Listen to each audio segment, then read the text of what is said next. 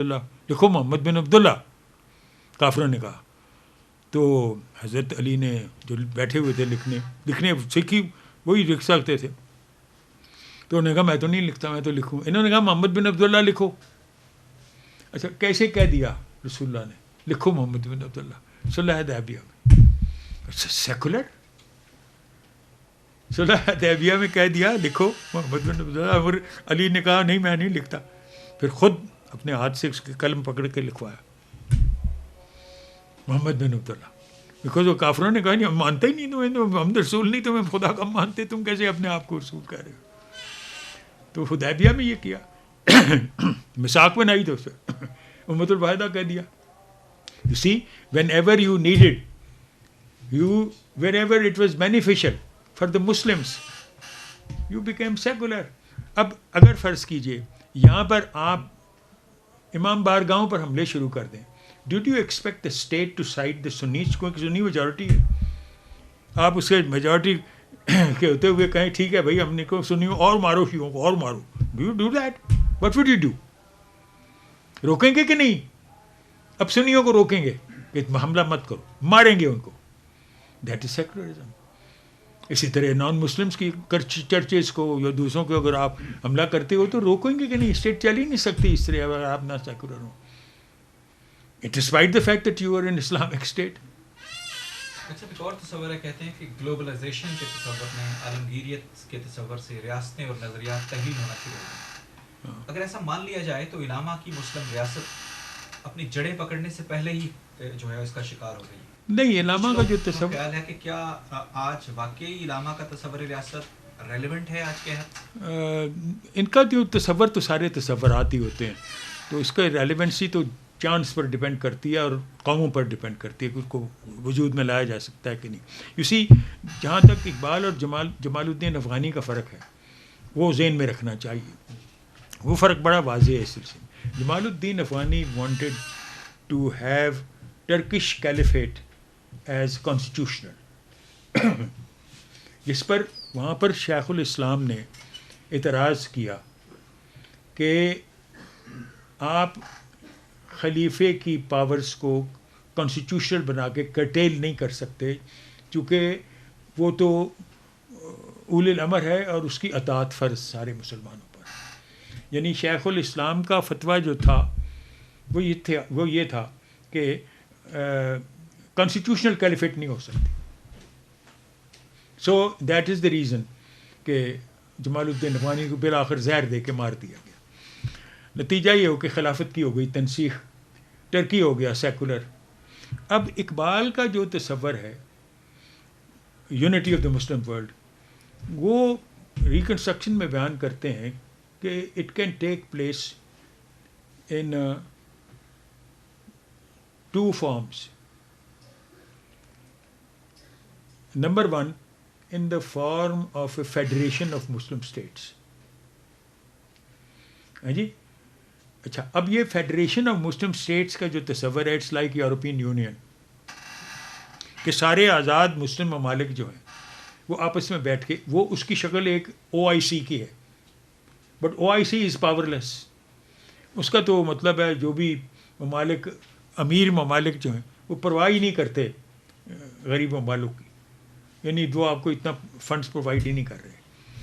ایک تو اقبال کا تصور یونائٹڈ یونین آف اسلام کا جو جدید ہے وہ یہ ہے, جس کو آپ یہ کہتے ہیں کہ a state which is based on federation of the Muslim world.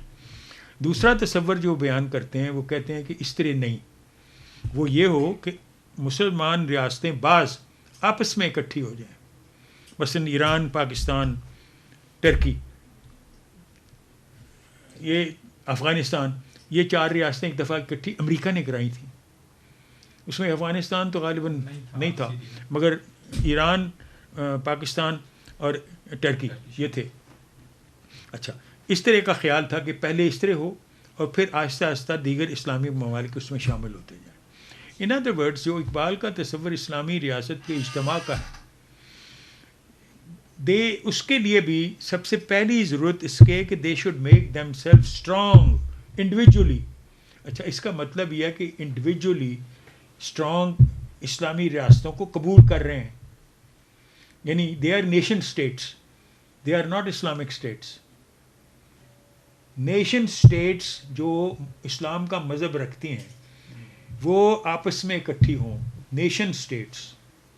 اچھا, اب یہ نیشن اسٹیٹس اکٹھی آہستہ آہستہ ہو جائیں, پھر فرماتے ہیں اگر اسلامک اسٹیٹس ایک دوسرے کے خلاف لڑنا شروع کر دیں, like Iraq and Iran, this should break up this union, اور they should give up Islam totally and become totally non Muslim. وہ ہے تصور اس بات کا کہ اگر روس کے ساتھ چلے جائیں, اف دے اڈاپٹ کمیونزم. اچھا, اب نہ تو کمیونزم ہے نہ رہا, نہ ہی ایسی صورت ہے ایران اور جو عراق کی تھی. اب کی جو صورت ہے اس میں سمجھتا ہوں کہ it is not possible to have a union of Islamic states because the experiment of OIC is only superficial.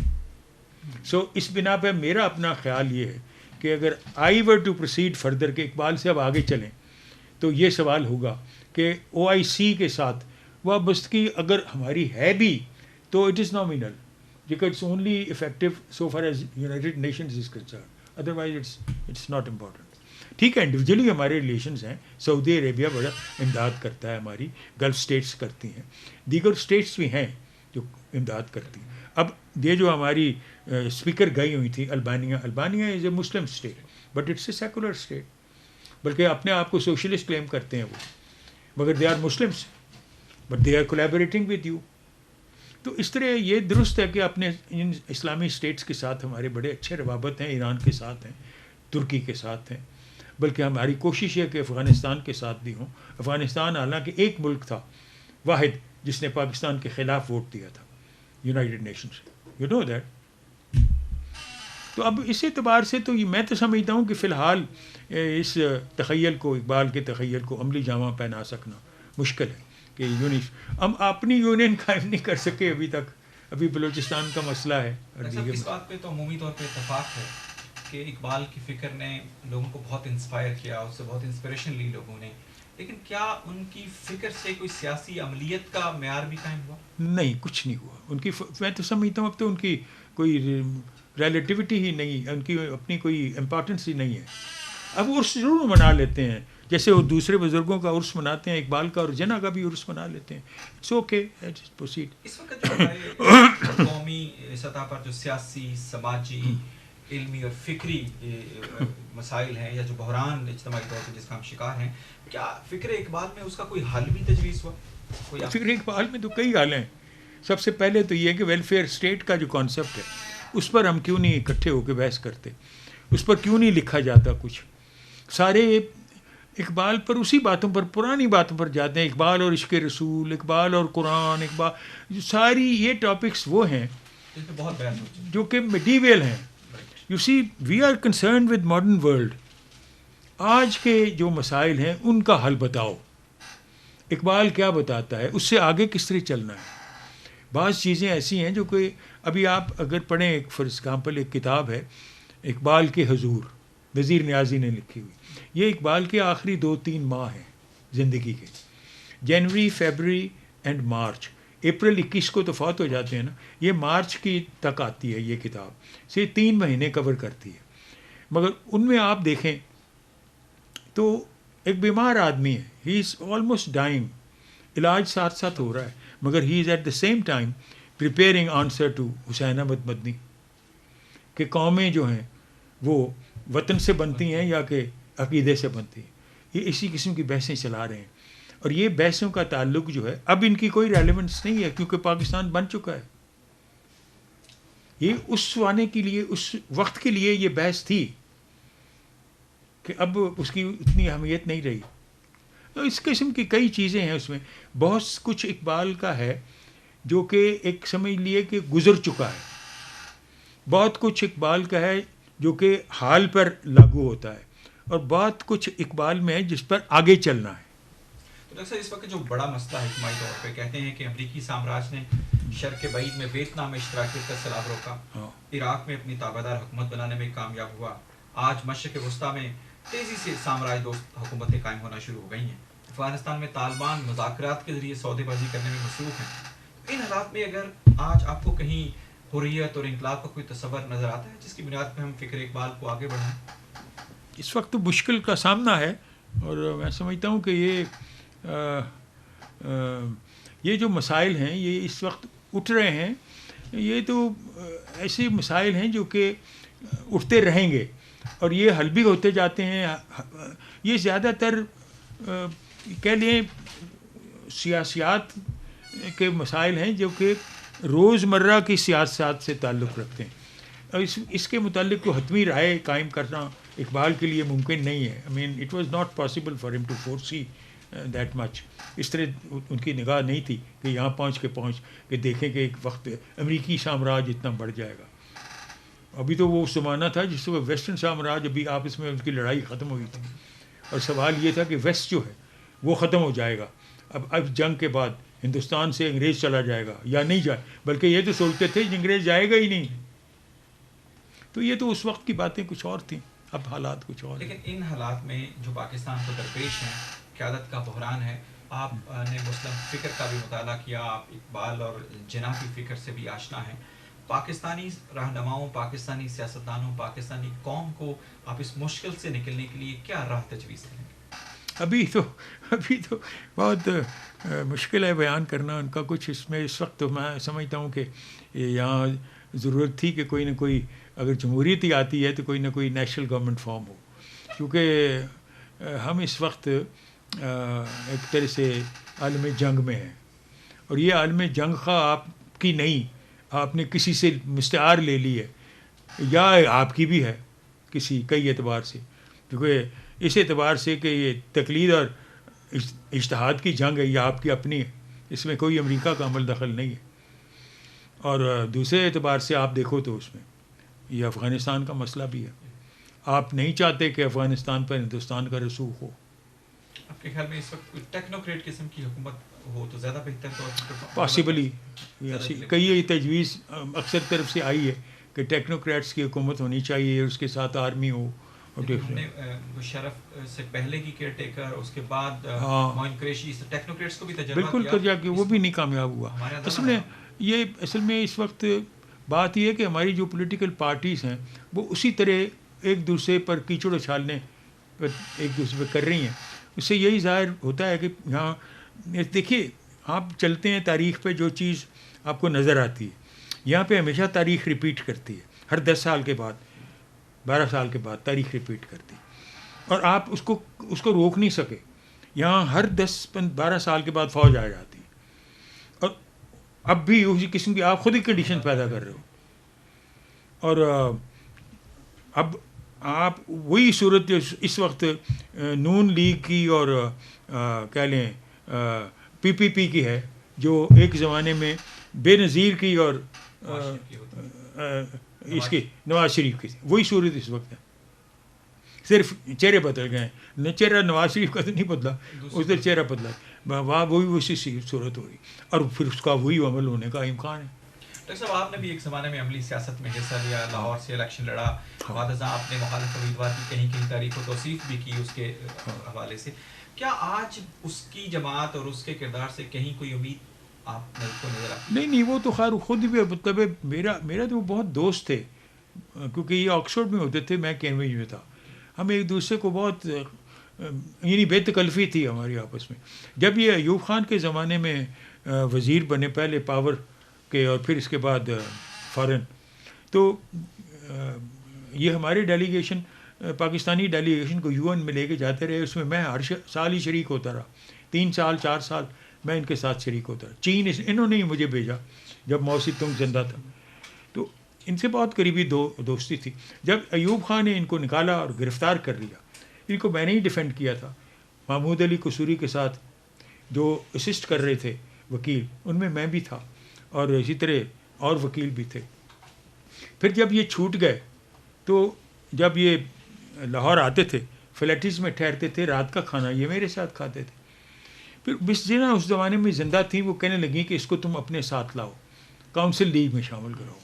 میں نہیں سکھا تم کاؤنسل لیگ میں آؤ.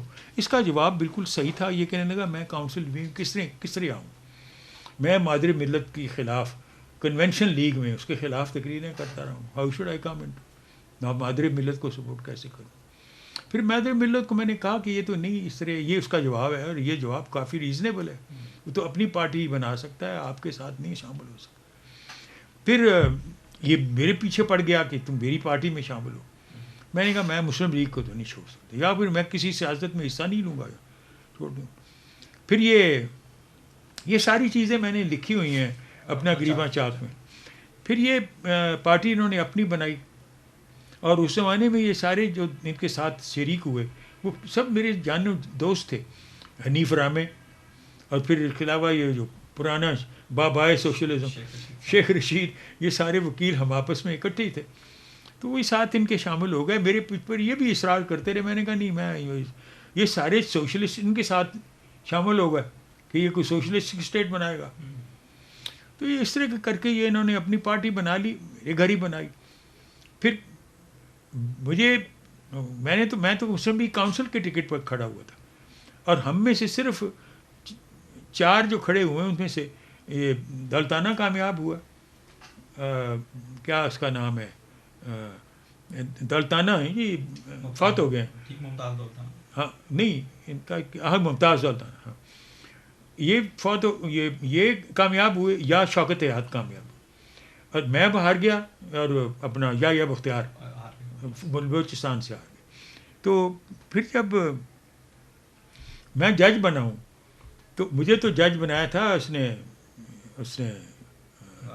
جی جج جنرل جو تھا اپنا، اس سے پہلے جو جنرل تھا کیا نام تھا اس کا؟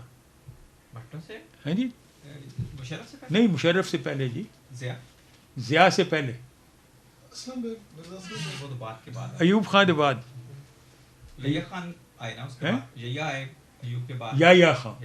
یا خان نے مجھے بنایا تھا. بھٹو کے زمانے میں یا خان نے مجھے بنایا تھا جج. انہوں نے بلا بھیجا مجھے کہ تم کنفرم مت ہو، تم جج مت بنو، تم اتنی جلدی ہمت ہار گئے ہو. اور میں تو یہ کل عدم کر رہا ہوں ساری لکھی. اس میں وہ بنگلہ دیش میں سے وہ آ گیا. میں نے کہا نہیں جی، اب میں نہیں سمجھتا کہ میں سیاست کے قابل ہوں، میری جیسا شخص کامیاب نہیں ہو سکتا. تو ہی اپوائنٹڈ می. کنفرم مجھے بھٹو نے کیا تھا، یہ ایس پریزیڈنٹ تھا اس وقت. انہوں نے پیغام بھیجا کہ تم بند کمرے میں بیٹھ کے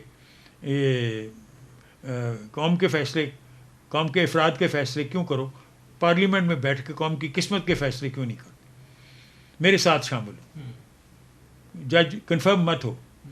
میں نے کہا اگر تم نے کنفرم کرنا ہے تو بڑی خوشی سے کر دو، اگر میں اس قابل ہوں. نہیں کنفرم کرنا تو نہ کرو، میں اپنی وکالت پیشہ کروں گا، مگر میں سیاست میں پارلیمنٹ میں آنا نہیں چاہتا.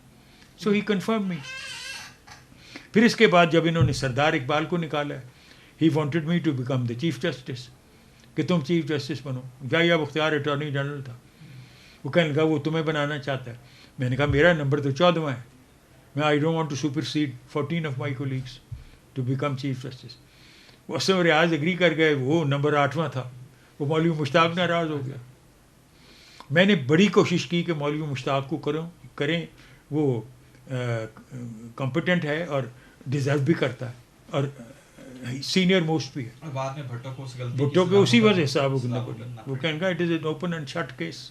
میں تو اس کو پانسی. آج کی جو پیپلز پارٹی ہے وہ کہیں بھٹو کے نظریات اور اعمال سے میچ کرتی ہے؟ دے آر اونلی ایکسپلائٹنگ ہم. وہ تو بیٹی نے بھی اس کی ایکسپلائٹ ہی کیا ہے، وہ اس کے نظریات پہ نہیں.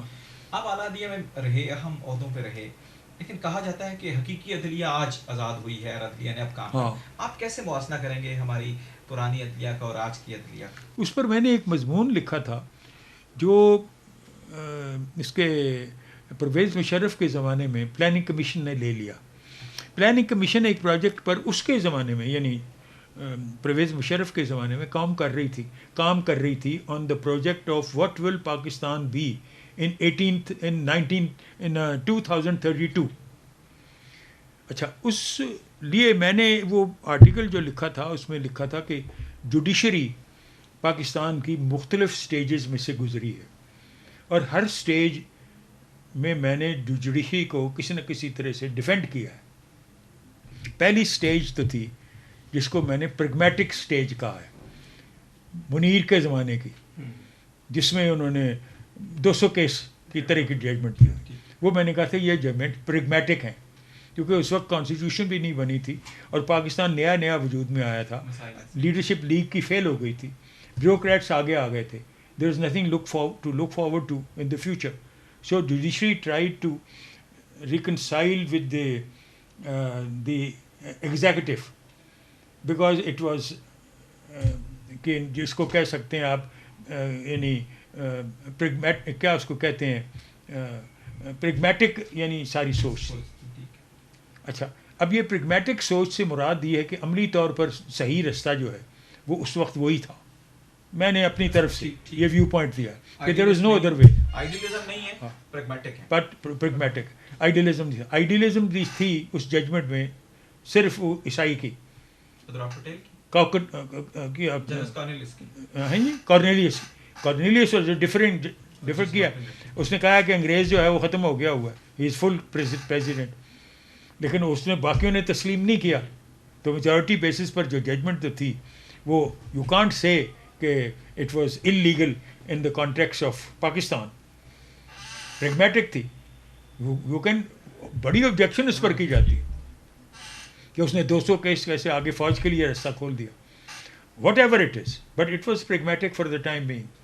اس کے بعد جو ججمنٹس ہیں اور یا پیریڈ ہے اس کو میں پروڈنس کہتا ہوں کہ this is the period in which the judiciary decided prudently کہ اس وقت کے حالات کے مطابق اگر دے ہیو ہیلڈ کہ it is state necessity to accept army, law of necessity آ گیا. لا آف نیسیسٹی جو ہے وہ اسٹیٹ نیسیسٹی کے طور پر ایک پروڈنس تھی اس وقت کی.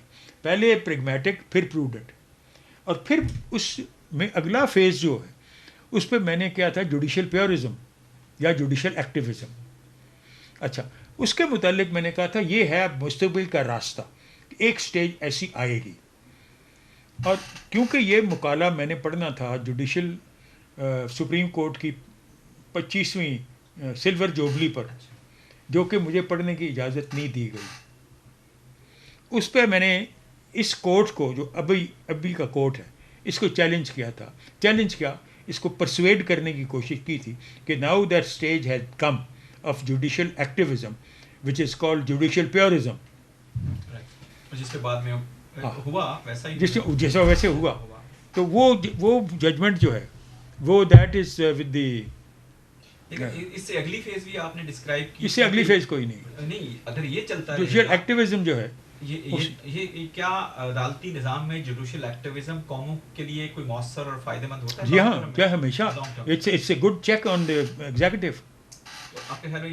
بالکل یہی کرتا ہے کام جوڈیشری, یہی کام کرتی ہے انگلینڈ میں, یہی کام کرتی ہے امریکہ میں خصوصی طور پر یہ کام کرتی ہے چونکہ امریکہ کی کانسٹیٹیوشن ریٹن ہے, برطانیہ کی کانسٹیٹیوشن ریٹن نہیں ہے, لیکن وہاں جج انٹرفیئر کرتا ہے. یہ سو موٹو جورسڈکشن جو ہے اس کو بہت کم استعمال کیا جاتا ہے ہمارے زمانے میں, چونکہ میں اس پیریڈ میں تھا خود, جو کہ پروڈنٹ پیریڈ تھا. ہم لوگ بڑی ریئرلی استعمال کرتے تھے. 2 جورسڈکشنز ہیں جوڈیشری بہت کم استعمال کرتا ہے, ایک کنٹیمپٹ آف کورٹ اور ایک سو موٹو. اور یہ اس لیے کم استعمال ہوتی ہیں کیونکہ اس میں جوڈیشری کی اپنی حد تک ہے. کنٹیمپٹ آف کورٹ کو پرسو کرنا اور ملزم کو سزا دینا یہ بھی ایک طرح سے کورٹ کی تحقیر ہے, کیونکہ کورٹ کی تحقیر کرنے والے کو معاف کر دینا بہتر ہے, کیونکہ اس پہ کورٹ ایک طرح کی خدائی پوزیشن اختیار کرتا ہے کہ رحم سبقت لیتا ہے اپنی قہر پر. تو وہی میرا اپنا نقطہ نگاہ یہی ہے کہ رحم کو قہر پر فضیلت ہے.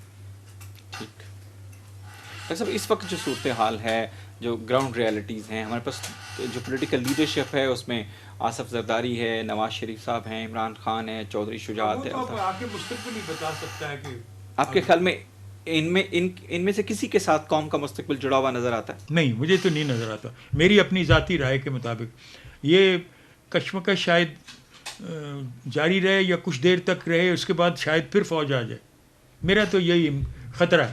تو اس وقت جو قوم کے نوجوان ہیں ان سے کوئی آپ کو امید، کوئی آپ کوئی دیکھتے ہیں کرن روشنی کی؟ کچھ نہیں، ان سے مجھے کوئی اس طرح کی کوئی توقع نہیں کہ دیکھیں چینج. یہ دیکھیں آپ یہ جو عمران خان ہیں، بہت سے نوجوان ان کے ساتھ ہیں کہ وہ کیا کرتے ہیں، لیکن میں نہیں سمجھتا کہ کوئی بہتری یا تبدیلی جسے پائیدار سسٹینیبل چینج جو ہے وہ. You see we need leadership Quaid Azam کے بعد ہوئی نہیں، چھوٹی قسم کی لیڈرشپ آتی رہی ہے. بڑے لیڈر تو اللہ تعالیٰ کی طرف سے انعام ہوتے ہیں، وہ تو قوموں کے کردار کی وجہ سے شاید انہیں ملتے ہیں جو قوموں کے کردار کی بڑی ضرورت ہے. ڈاکٹر صاحب آپ دنیا بھر میں پڑھتے بھی رہے، اعلیٰ جامعات میں، آپ نے پاکستان کی ساری بڑی جامعات میں خود آپ کو جانے کا اتفاق ہوا. پاکستان کی یونیورسٹیاں عمومی طور پہ کوئی انٹلیکچوئل کنٹریبیوشن کر رہی ہیں سوسائٹی کی؟ کر رہی تھیں مگر اب نہیں کر رہی. اب دیکھیے اب آپ کے ہاں دیکھیے وہاں کی یونیورسٹیز، مجھے 3-4 امریکن یونیورسٹیوں نے ڈاکٹریٹ کی ڈگریز دی ہیں، اور استنبول کی یونیورسٹی نہیں ہے، اپنا کونیا کی یونیورسٹی نے ڈاکٹریٹ کی ڈگری دی جہاں کی مولانا روم ہے. اچھا، آج تک کبھی کسی پاکستانی یونیورسٹی کو توفیق نہیں ہوئی کہ مجھے پی ایچ ڈی کی ڈگری دے. حالانکہ اپنے طور پر میری اپنے جو تعلیمی کردار ہے، نتھنگ ٹو ڈو ود علامہ اقبال اور بینگ اے سن، میری اپنی پرسنالٹی میں جو کچھ بھی میں نے کام کیا ہے، بیکاز باہر کی یونیورسٹیوں نے جو مجھے اس طرح سے نوازا ہے، they don't even know about Iqbal, اور قطع نظر کہ ان کے کلام یا ان کے فکر سے واقف ہوں، ان کو پتہ ہی نہیں کہ اقبال کون ہے. تو اگر فرض کیجیے یہ چیزیں انہوں نے میری وجہ سے کی، کیونکہ وہاں پہ میں یہی خطبات دے رہا ہوں جو آپ کو دے رہا ہوں، وہاں بھی یہی کہہ رہا ہوں. ہاں، تو اب اس میں اب آپ دیکھیں، اب یہاں پر انہوں نے پی ایچ ڈی کی ڈگری دی ہے اس شخص کو، جس میں وہاں پہ یونیورسٹی میں کنٹروورسی ہو گئی کہ بھئی اس کو دینی چاہیے تھی یا نہیں دینی چاہیے. تو اب آپ کی تو اس طرح کی صورت کر رہے ہیں.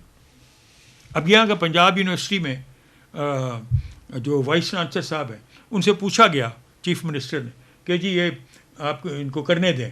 ہی ریفیوزڈ کہ یہ ایک خاص جماعت کا وہاں پہ، اور خاص طور پر ایک ایسی جماعت جو کہ مذہبی ہے، کیونکہ یہ تو لبرل یونیورسٹی ہے، ہر قسم کی اس میں عقیدے کے لوگ ہیں. تو اس کو چیف منسٹر نے کہا کہ نہیں ان کو کرنے دو، نے کرنے دیا کیونکہ اس کو ایکسٹینشن مل گئی. ہی ہیز گاٹ اگین، اگر اس کو آگے سال اس کو پتہ نہیں کتنے مل گئے، اور 4 سال ہوں گے ایکٹر مل جائے تو وہ یہی نا انعام بھی مل گیا نا ساتھ. ڈاکٹر صاحب آپ کا بہت انجوائے کیا، اور انشاءاللہ ہمارے بچے بھی کریں گے.